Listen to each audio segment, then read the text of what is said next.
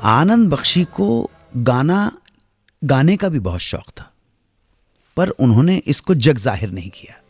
अपनी इस ख्वाहिश को कि मैं गाना गाना चाहता हूँ, गाना गाने का एक इसी वो है, इस बात को दबा लिया।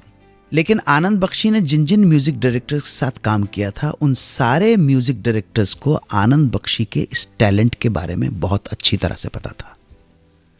राहुल देव बर्मन हो, लक्ष्मीकांत प्यारेलाल हो, आनंद बख्शी, सबको मालूम था, कल्याण जी आनंद जी हो, सबको मालूम था कि बख्शी साहब के अंदर सुर छुपा हुआ है गले में। सबसे पहले एलपी ने उन्हें एज ए सिंगर ब्रेक दिया। फिल्म का नाम था मोम की गुड़िया। गीत लिखा था आनंद बख्शी ने, composed by Laxmikant Pyarelal and singer Anand Bakshi. ये गीत सोलो गीत नहीं था, डुएट था। और डुएट उनको किनके साथ गाने का मौका मिला था? None other than great Lata Mangeshkar. So opening की शुरुआत ही जो हुई वो ग्रेट लोगों के साथ हुई। लोगों को ये गीत, आनंद बख्शी का अंदाज, गले का चलन लोगों को पसंद आया। बागों में बहार आई, रुत बेकरार आई, इस गाने के बाद आरडी ने उनसे एक गाना गवाया। फिल्म थी ऑल टाइम सुपरहिट शोले। लेकिन आप सोचेंगे शोले में किसी वजह से ये गाना इंक्लूड नहीं किया गया। जी, गाने के बोल थे, चांद सा कोई चेहरा न पहलू में हो। ये गाना आरडी बर्मन ने रिकॉर्ड किया था, आनंद बख्शी ने गाया था। बिल्कुल रिकॉर्डिंग हुई थी, पूरा गाना रिकॉर्डिंग है। और ये बड़े एलपी जो बना था उस जमाने में, उसके अंदर ये गाना है शामिल भी, लेकिन फिल्म में नहीं रखा गया। इसके बाद जो गाना लोगों के बीच में काफी पॉपुलर हुआ, काफी लोगों ने मकबूल किया, वो गाना था फिल्म चरस का। वो एडलिब जो गाया था ना, वो बख्शी साहब का गाना था। और उसके बाद लता मंगेशकर की आवाज शुरू होती है। देखो, एज ए सिंगर उनका अरमान पूरा हो गया, जो भी आवाज थी उनकी। बख्शी साहब की सबसे बड़ी खूबी ये थी कि वो किसी भी सिचुएशन के ऊपर बहुत आसानी से गीत लिख देते थे, बहुत अच्छी तरह से गीत लिख देते थे, बड़े सहज सरलता के साथ गीत लिख लेते थे।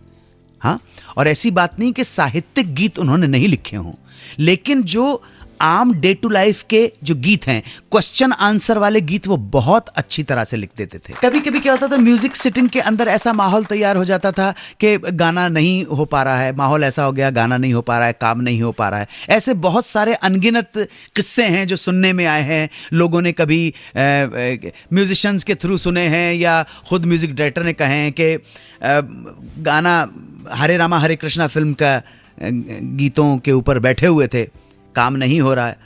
इंतजार करते करते बख्शी साहब ने आरडी से कहा कि क्या करें भाई, क्या कर सकते हैं। तो ध्यान रखना आप, आनंद बख्शी सिगरेट पिया करते थे, तो आरडी बर्मन ने कहा करें, क्या करें, अरे दम मारो दम। बख्शी साहब ने 555 की सिगरेट निकाली और बोले दम मारो दम, मिट जाए गम। आरडी बर्मन ने कहा बोलो सुबह शाम हरे कृष्णा हरे राम। इस तरह, जी जी, इस तरह से। हाँ, ये क्रिएटिव लोग जब काम करते हैं ना, तो इसी तरह से कुछ चीज निकल आती है, किसी तरह से बन जाती है। और पहले पहले देव साहब इस गीत को रखने के हक में नहीं थे, लेकिन आरडी और आनंद बख्शी की जिद के कारण उन्होंने इस गीत को रखा, और यही गीत हरे रामा हरे कृष्ण फिल्म की पहचान बन गई। इसी तरह का एक किस्सा और आधा है जो राज खोसला के साथ हुआ। फिल्म सनी का एक गाना है, 2-3 दिन हो चुके थे, गाना नहीं बन रहा था, मज़ा नहीं आ रहा था।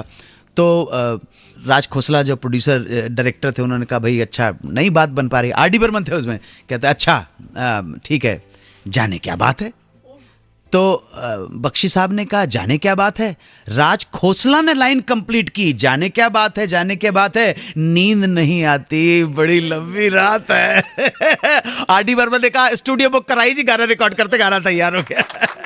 बख्शी साहब के जीनियस का कमाल हर गाने में सुनाएंगे। मुकेश जी की लव स्टोरी और उनकी कुछ गलतियां जो इफेक्ट कर गई उनके करियर को। 92.7 बिग FM पर सुनते रहिए सुहाना सफर विद अनु कपूर।